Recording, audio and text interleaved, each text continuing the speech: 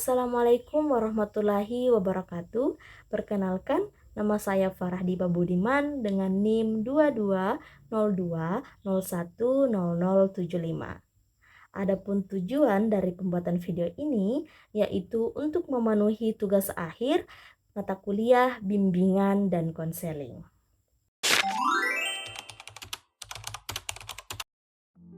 Materi yang saya bawakan adalah prinsip-prinsip bimbingan konseling.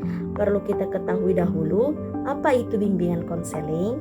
Di sini kita lihat bimbingan dan konseling adalah upaya bantuan untuk menunjukkan perkembangan manusia secara optimal, baik secara kelompok maupun individu. Nah, prinsip-prinsip bimbingan konseling sendiri bersumber dari kajian filosofis, hasil penelitian, dan pengalaman praktis tentang hakikat manusia, perkembangan, dan kehidupan manusia dalam konteks sosial budaya. Prinsip-prinsip ini menjadi pedoman dalam pelaksanaan program bimbingan dan konseling.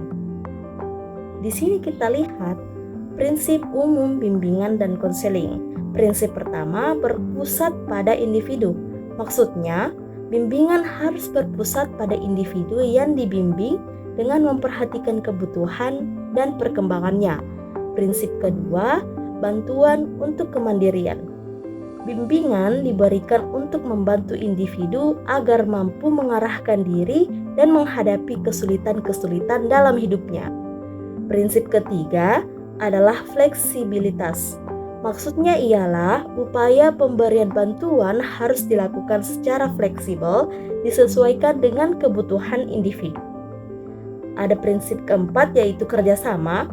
Implementasi program bimbingan dan konseling harus melibatkan berbagai pihak yang terkait seperti dokter, psikiater, dan pihak-pihak lainnya. Selanjutnya, kita lihat secara seksama prinsip khusus bimbingan dan konseling. Yang pertama ada sasaran layanan. Bimbingan dan konseling melayani semua individu tanpa memandang umur, jenis kelamin, suku, agama, dan status sosial ekonomi. Layanan berfokus pada pribadi dan tingkah laku individu yang unik dan dinamis, serta memperhatikan tahap-tahap dan berbagai aspek perkembangannya. Yang kedua, permasalahan individu.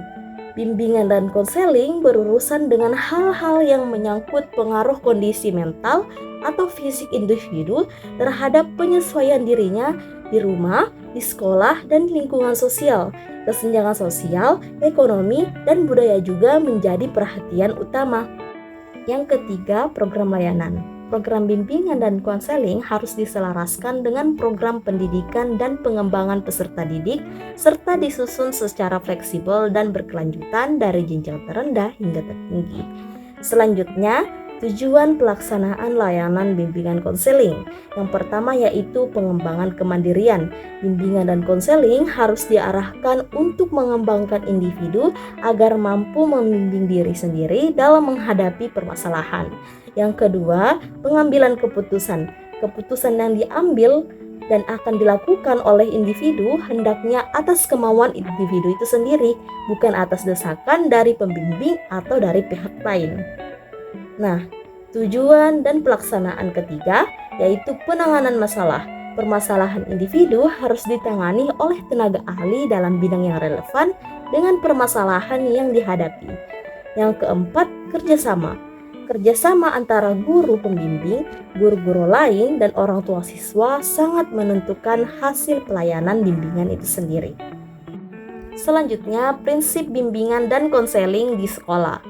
Pertama, penegakan dan penumbuh kembangan pelayanan bimbingan dan konseling di sekolah hanya mungkin dilakukan oleh konselor profesional yang sadar akan profesinya.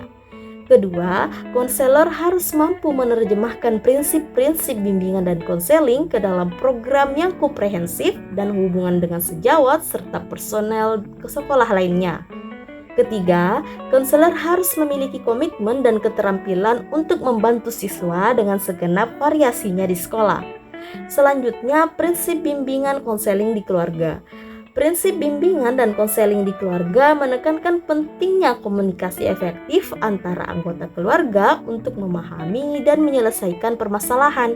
Keluarga harus memberikan dukungan emosional dan praktis bagi anggotanya yang sedang menghadapi masalah. Prinsip bimbingan dan konseling di keluarga juga mendorong anggota keluarga untuk terlibat aktif dalam pemecahan masalah secara bersama-sama. Informasi dan permasalahan yang dibahas dalam bimbingan dan konseling keluarga juga harus dijaga kerahasiaannya. Selanjutnya kita lihat prinsip bimbingan dan konseling di masyarakat.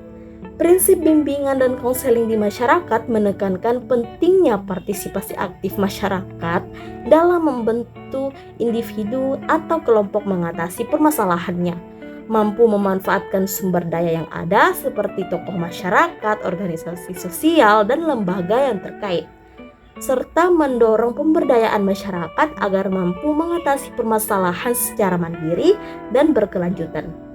Yang terakhir ada prinsip bimbingan dan konseling berbasis budaya, yang dimana prinsip bimbingan dan konseling berbasis budaya menghargai dan memperhatikan keberagaman budaya, nilai, dan tradisi yang dianut oleh individu atau kelompok masyarakat, serta mendorong pemberdayaan budaya lokal sebagai sumber kekuatan dan solusi dalam mengatasi permasalahan individu atau kelompok.